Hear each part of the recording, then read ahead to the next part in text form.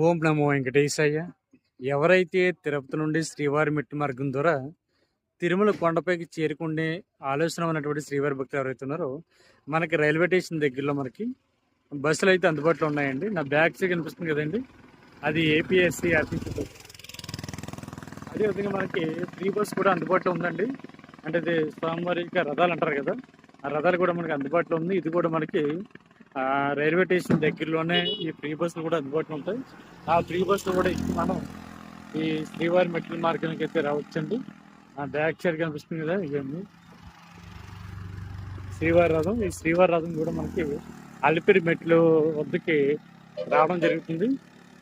చూడొచ్చు శ్రీవారి రథం.